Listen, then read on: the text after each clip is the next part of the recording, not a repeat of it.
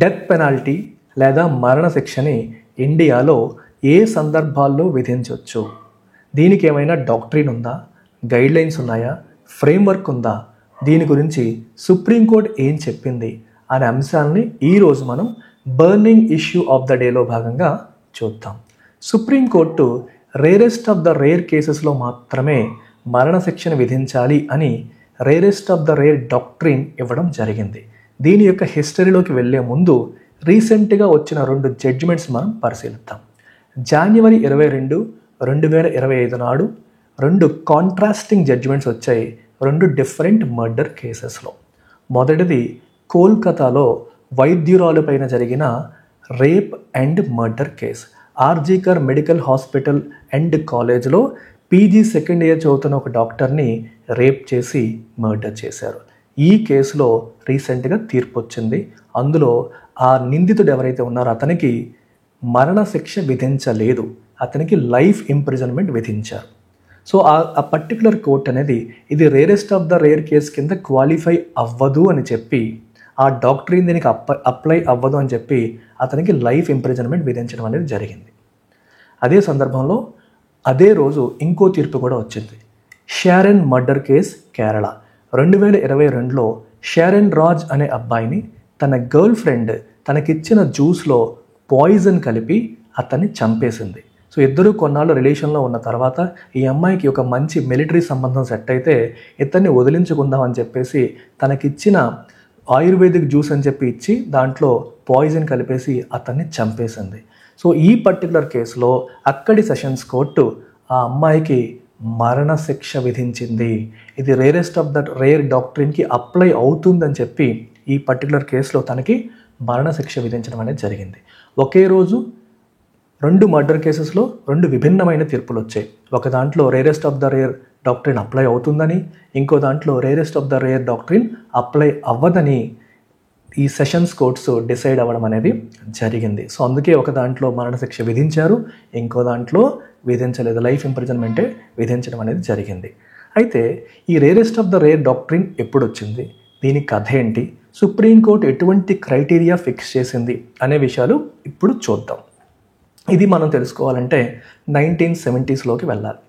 మనకి Jagmohan Singh versus state of UP కేసులో the constitutionality of death పెనాల్టీని క్వశ్చన్ చేయడం జరిగింది. అసలు డెత్ పెనాల్టీ అనేది రాజ్యాంగ విరుద్ధము, ఆర్టికల్ 19 ద్వారా మనకు లభిస్తున్న ఎన్నో ఫ్రీడమ్స్ని ఇది అడ్డుకుంటోంది, డెత్ పెనాల్టీని అన్కాన్స్టిట్యూషనల్గా డిక్లేర్ చేయాలి అని ఈ పర్టికులర్ కేసులో పిటిషనర్ వాదించారు.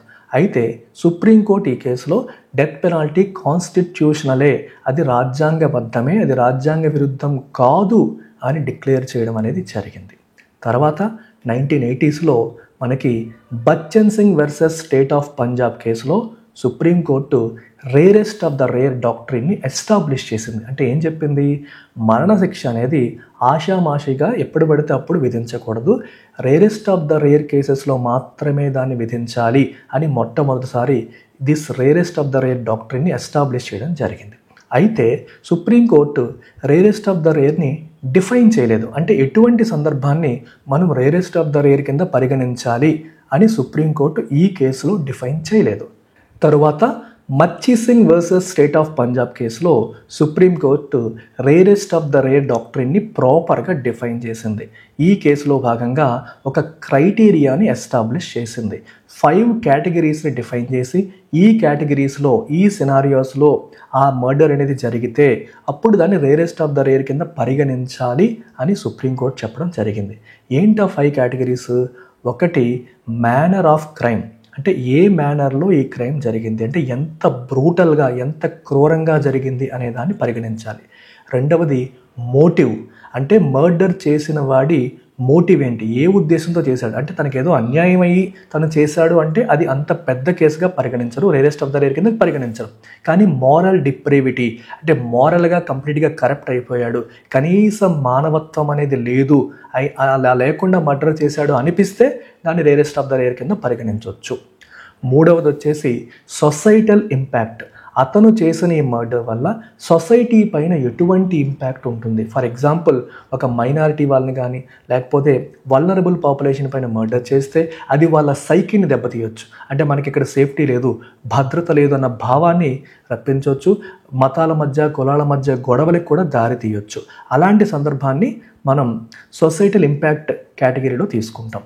4వది మ్యాగ్నిట్యూడ్ ఆఫ్ క్రైమ్.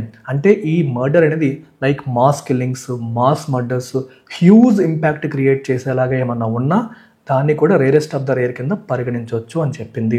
అండ్ ఫైనల్గా విక్టిమ్స్ వల్నరబిలిటీ. ఎవరినైతే వీళ్ళు చంపేశారో ఆ విక్టిమ్ ఎవరు?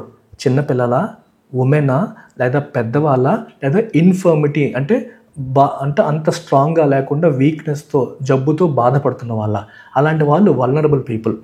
అట్లాంటి వాళ్ళని అంటే జాలి కూడా చూపకుండా, మనకంటే బలహీనులు అని తెలిసి కూడా జాలి కూడా చూపకుండా చంపితే అది కూడా రేరెస్ట్ ఆఫ్ ద రేర్కి ఒక కాజ్ అయ్యే అవకాశం ఉంటుందని సుప్రీంకోర్టు మచ్చి సింగ్ కేసులో క్రిస్టల్ క్లియర్గా డిఫైన్ చేయడం అనేది జరిగింది. అయినప్పటికీ కూడా దీన్ని అప్లై చేసే విషయంలో కన్ఫ్యూజన్ అనేది ఇప్పటికీ కూడా ఉంది.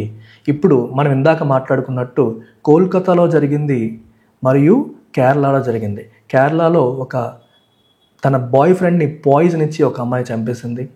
కోల్కతాలో ఒక అమ్మాయిని, ఒక డాక్టర్ని రేప్ చేసి, మర్డర్ చేసి క్రూరంగా చంపేశారు. రెండిట్లో ఏది రేరెస్ట్ ఆఫ్ ద రేర్ కిందకు వస్తుందంటే మళ్ళీ కోర్టులే కన్ఫ్యూజ్ అయ్యాయి. ఒకటేమో రేరెస్ట్ ఆఫ్ ద రేర్ కిందకు వస్తుందని, ఇంకోటేమో రాదని చెప్పడం అనేది జరుగుతుంది. సో ఈ కన్ఫ్యూజన్ పూర్తిగా పోవాలి, ఇంకా బెటర్ అండర్స్టాండింగ్ వచ్చేలాగా, క్లారిటీ వచ్చేలాగా సుప్రీంకోర్టు ఏదన్నా గైడ్ లైన్స్ రూపొందిస్తే బాగుంటుంది అనేది మన ఎక్స్పెక్టేషన్.